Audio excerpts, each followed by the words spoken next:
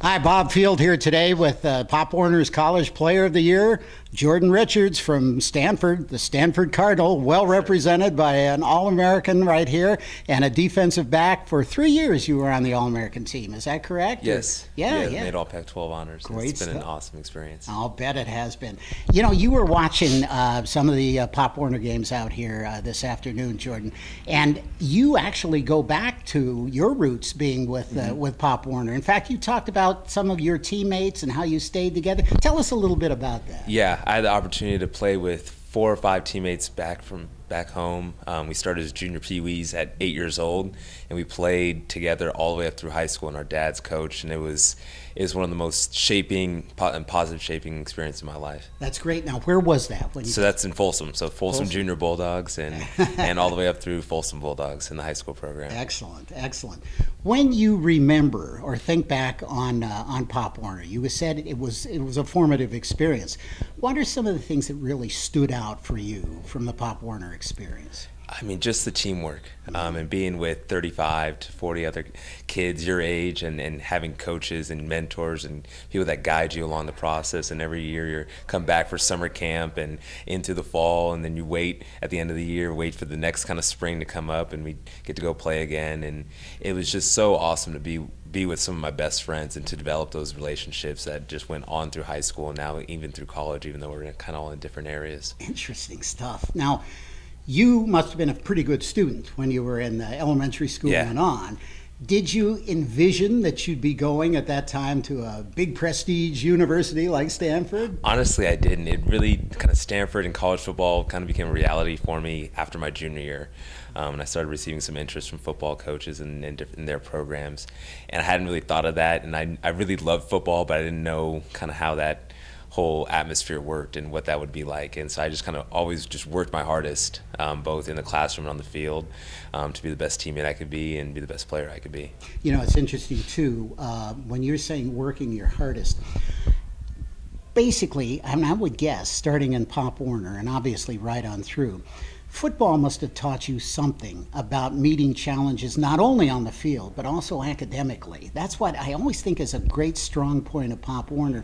It served you well going into Stanford. Can you talk to that a little bit? Yeah, I mean, this is something that's within Pop Warner, and something my dad and my mom talk to me all the time about is there's no athletics without academics. And so having that basis as a launching point, a starting point, and my grades need to be good enough so I can play football, and I need to excel in the classroom if I want to excel in the field. And so that's kind of where it all started for me. Excellent. Now, speaking of teammates, beyond Pop Warner in high school, you started playing with some headliners of late. I guess Andrew Luck was still there when you were at Stanford. Now, was Richard Sherman there as well? Richard Sherman was not there, but he's come back on multiple occasions. So I've gotten to pick his brain a little bit. What's the? That's an interesting point. What's the bind as far as alums in general at Stanford or football alums at some of the bigger schools? Is there that sharing and passing the torch, do you think, in many cases? Definitely. It's such a family, and it's hard to describe because, I mean, you see these guys on Sunday playing, and they're such visible athletes, but they're so humble, and I think that's something that's definitely at Stanford, and I assume at other places as well. But I mean, every spring and winter, some of the pro guys come back and they train on campus, and so, and even in the summer, some of the guys will train before they go off to camp. And so we're always kind of having those guys in the locker room and go and catch balls with them and work out with them. And they're just such a great influence and resource for us that are still on campus, still playing for the Cardinal. And it just really shows how much people are committed to our program and to the success of our program long term. Yeah, that pride factor, the old school tie really goes through. Yeah. I like that. Now, speaking of mentoring, you've been doing, along with all your football prowess, you've been doing some academic mentoring in the last year. Tell us a little bit about that advisory position you've had. Yeah, I was asked to be a peer advisor within my public policy department, and it was really challenging for me because I'm a pretty shy guy on the outside, but it's been an awesome experience. I've gotten to know the department a lot better.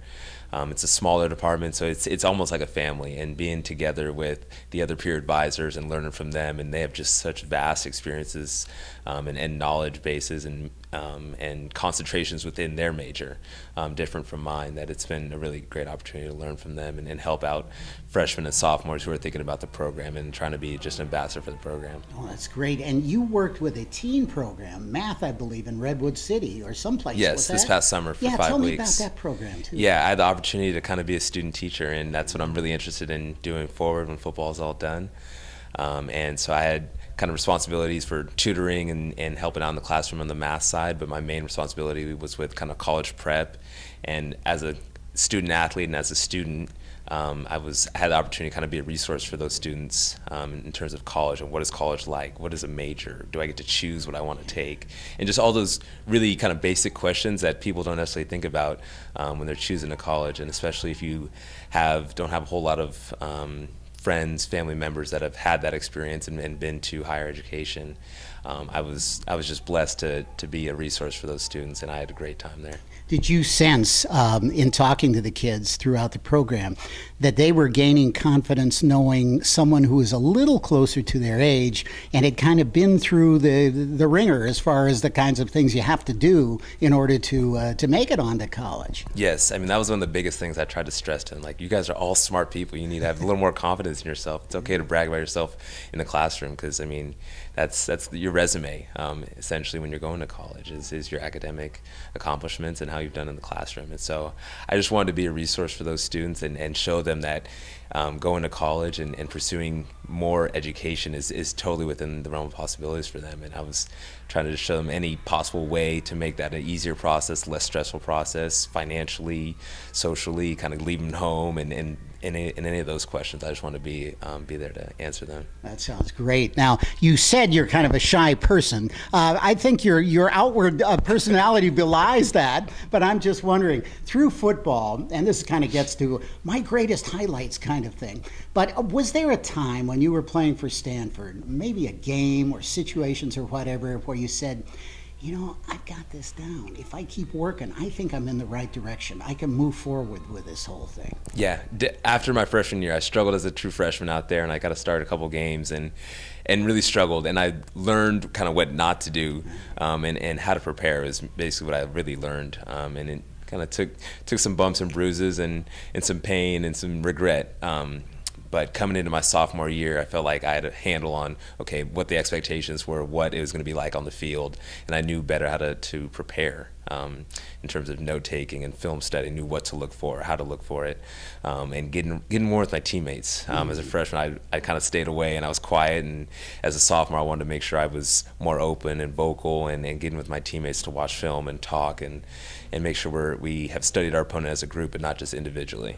You know, it's interesting, too, because everything you're talking about here says to me preparation, study, applying yourself to something. This is something that goes right on off the gridiron into the classroom and other aspects of life, I would imagine. Yeah, I mean, we talk about it all the time as football just being like a metaphor for life in terms of adversity, success, and anything in between. It teaches you so much, and it's been awesome. And I'm so excited to be here watching all these young guys play, and I kind of go back to my own playing days, being a junior Pee Wee in the Folsom Bulldog junior program, and all those highlights and all the fun stuff I've been able to do with those teammates. You know, these are lifelong memories, and it's great to have you here sharing it with the kids, because they may not remember the score 10 years from now, but they'll sure remember meeting guys like you and the lessons you're imparting to them. So, Jordan, it's been a pleasure. Great talking to you. Enjoy yourself while you're here, and congratulations on your award. Thank you. Thanks a lot.